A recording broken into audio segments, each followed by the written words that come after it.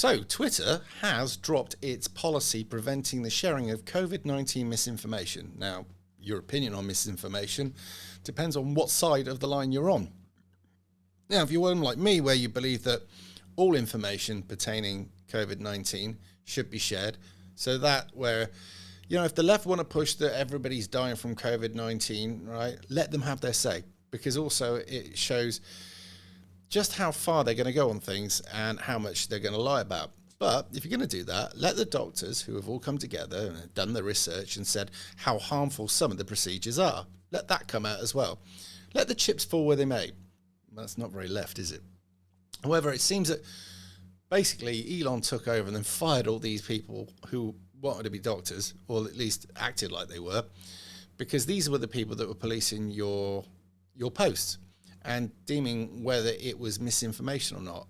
Now, I don't know if any of you have ever been to the doctors and you meet a very, very young secretary who's there, who then acts like she's a doctor and wants to know the ins and outs of a cat's ass, and decides whether you're going to see a doctor or not, when actually they've got no prior medical experience at all, except they've picked the phone up to about 1,000 people in the last month and now think that they're fully trained. But some of these people who, like on Twitter and other platforms, are policing what you put with absolutely no real knowledge of what the heck they're talking about.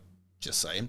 So it seems that in this particular case, Twitter, most of them are gone anyway, and they'll be screaming from the rafters now that they haven't got their chance to police your thoughts, because they really wanted to push this pandemic thing, and they did quite a good job, and for quite a while.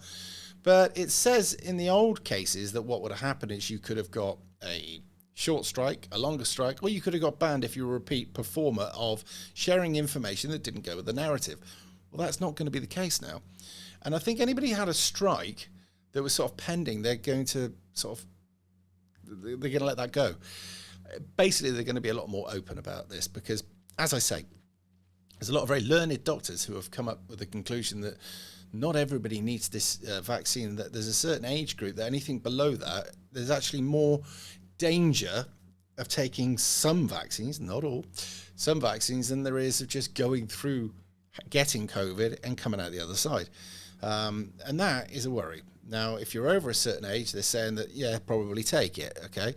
Now, this obviously quite important. I've lost jobs because I wouldn't go along with any of this rubbish.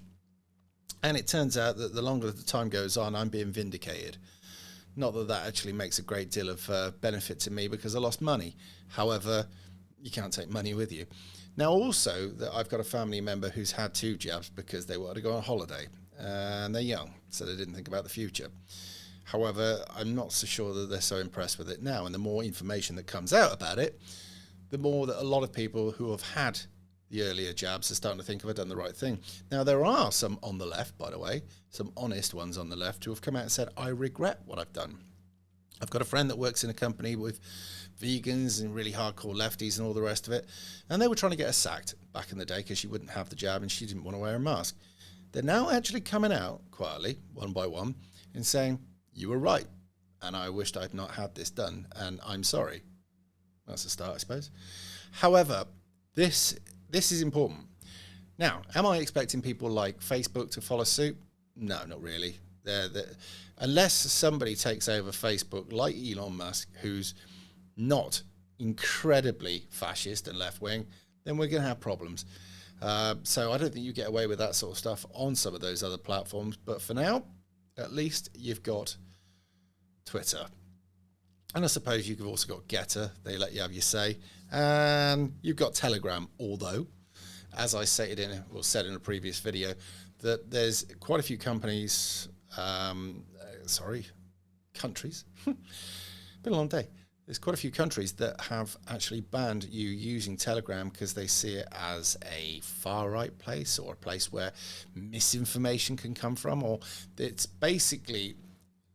where you and me can share information and they can't stop it, and they hate that. So they have actually banned the entire platform from places like Germany and many other places around the world.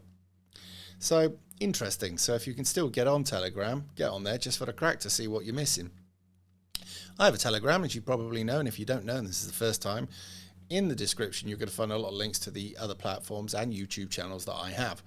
So I'm on Twitter, I'm on Getter, I'm on Gab, I've got 3 channels on, 3 or 4?